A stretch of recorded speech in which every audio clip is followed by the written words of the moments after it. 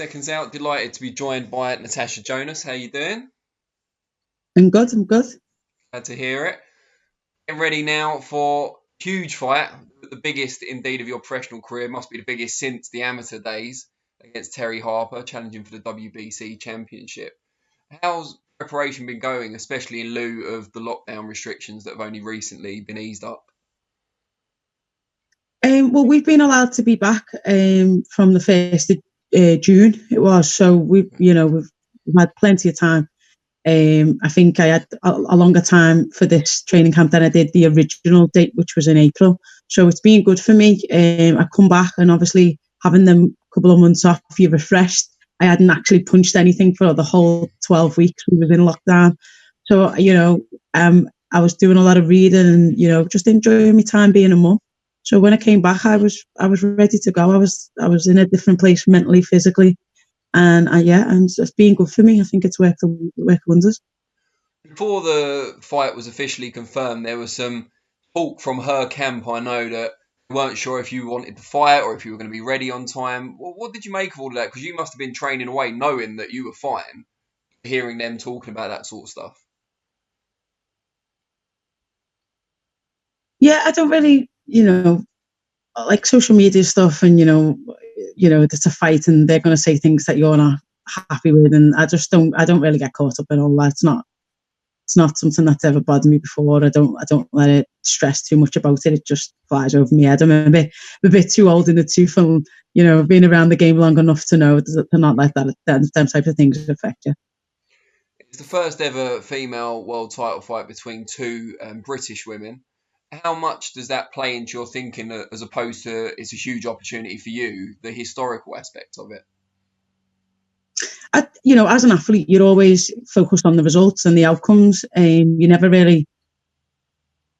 I don't. I don't get into. I didn't ever get into boxing thinking I was going to break all these records or go down in history as anything. But you do them along the way and you pick them up, and it's great to have. Obviously, history's history, can never be changed, but that's not what you get into boxing for. It's the result that matters, and yeah. You were one of the first British female Olympians, of course, back in 2012, world bronze medalist as well, amongst numerous amateur accolades. How important is that pedigree against someone like Terri Harper, who didn't have the same level of amateur experience, or not even close, really? I think it's important, just situation wise. That experience, you can't. It's invaluable. But Terri has shown as a pro what she can do, and I don't think I've done that yet, but I will do on that night. So I can't keep. I don't want to keep going back and saying, I've done this and I've done that, and living off that amateur experience, because I haven't shown the best of me yet in the pros. So, but that's what I want to do. I want to bring that everything through, and just have a good performance and obviously win the titles. And what about the impact of your training setup? The fact you're surrounded by world-class performers at the gym. You've got Joe, a hugely experienced and respected trainer in your corner. I mean, it's not a knock on Terri, but she does a lot of her training on her own or just with her and her trainer. You've got a busy gym of high-achieving fighters. Yeah, I've said the other day in a different interview, there's nothing better in our gym when people have got dates, or there's dates in the pipeline for them, because everybody's training towards a goal, and when you're tired, they pick you up, and you get each other through the runs, the swims, the training sessions, and it is brilliant. And just I've had the big nights where I've been, with Paula Limachenko, and so the big stages don't frighten me, because I've been there before in the changing rooms. I've felt the experience, even though I wasn't fighting that night. I felt it. I felt being around what it's like to be around. And again, that's just experience you can't buy. You had the one setback, of course, as a pro quite a while ago now. When you look at it in retrospect, I'm sure you've watched it back. What are the things you've highlighted that perhaps you would have done better? I just got caught with a shot, and reacted emotionally. And obviously, the more you react emotionally, the more wide open you become. And there's no excuses. She had one shot in a locker, and we identified that as as the danger shot, and she just caught me with it, and that there's no excuses for that. I had to. It was hard to take, but I've gotten over that, and like I say, I'm in a different place mentally and physically. How do you control that element of things? Like you said, you reacted emotionally when it would have been better to be a bit more circumspect, back off, think what you're doing, and then come back afterwards. But how do you control that? Because you're a fighter, you're naturally going to want to hit back when you're hurt. Yeah, it's just that's again, it comes down to experience, and now I've experienced that, and I have to. What I did wasn't the right decision to make. So, like Lord forbid, I'm never in that position again. But at least I've had the experience to think, right, and I know the way I acted last time wasn't the right way. So now I've got to do it a different way, and that's that comes with it. What do you make of Terri Harper as a fighter? Where do you identify the kind of strengths and the opportunities that you have? I'm sick of saying this, but like every strength that I think she has is also, I think, a weakness. She's young, so that means she's inexperienced. She's hungry, that means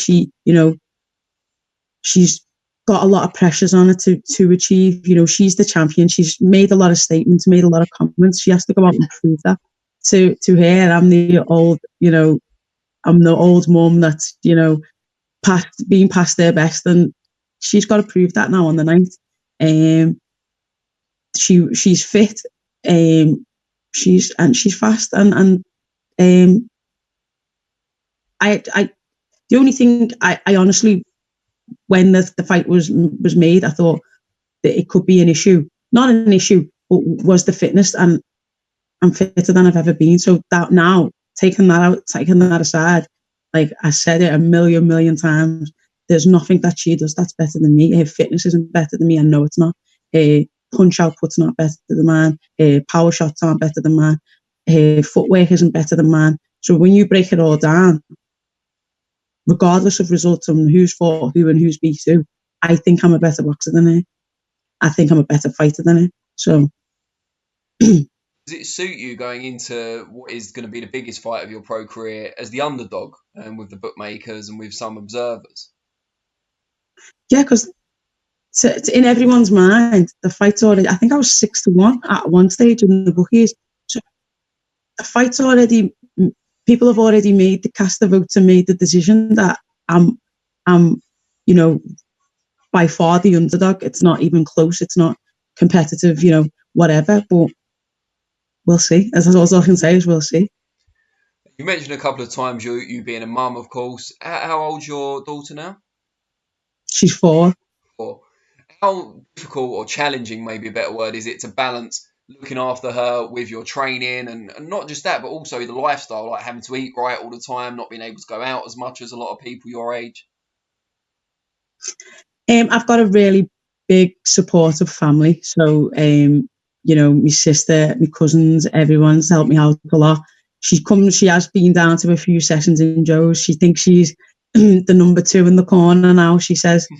It's good. It's good that she's been around that environment. And, like I say, the time off, I'm so used to rushing everywhere, rushing to get her up, rushing to get her ready for school, dropping her to school, going to training, rushing back, rushing to spend some time with her, and then, getting her to bed, getting her fed, and, all that.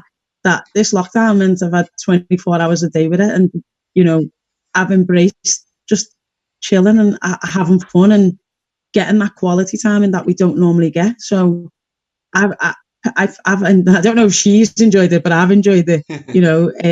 I didn't enjoy playing teacher, but apart from that, it's time that we'll probably never get again. And it's been good to get away from the boxing side of things, because people don't realise and understand how mentally tough boxing can be. It'd be tough financially at times as well. I mean, I'm not trying to pry into your personal finances, but as a single mum with boxing, especially when COVID came as well, you don't know where the next date's coming from, where the next purse is coming from. And no one's there to pay your training expenses. No, exactly. And I'm like any other self-employed person. I only get paid when I work. So it was tough, and it was tough not knowing when it was going to finish. And I was so lucky to have very supportive sponsors who, you know, provide me with an income monthly. And, you know, I was one of the lucky ones, but not every box is like that. So big shout out to MJI, Constructing Growth and Mawson. I'm sure they'll appreciate that. For people that haven't watched you fight before, I find that hard to believe, but I'm sure there's a few out there. What can they expect to see from you on August 22nd? The best of me, in every which way. Like it's there's nothing I haven't covered in this camp, so you're going to see the best of me. If you do get the job done and win the WBC World Championship, are there any boxes? Sorry, when we're supposed to be impartial, you see. Yeah. Okay. When you do that, what's the next step? Is there a next step? Are there boxes that you still want to tick in boxing? That'll be a bridge across when it comes to it. You know, I've said all along, there's the reason I come back was because there was stuff in boxing I didn't feel I didn't achieve that I wanted to, and you know, to have that WBC and the IBO belt, I think that'll put the icing on the cake, and you know, I'll take it from there, from where to go. Stuff. And before we let you go, just tell people out there, if they're not already following the Natasha Jonas journey, how they can find you on different social media platforms. Yeah, I'm on almost every single one apart from TikTok. I haven't got the TikTok yet. Tasha Jonas or Tasha TF for Instagram. So, yeah. Oh, there's also TashaJonas.co.uk as well. Right, stuff. All right, well, we look forward to August 22nd, and hopefully we can catch up with you afterwards. Cheers. And the new.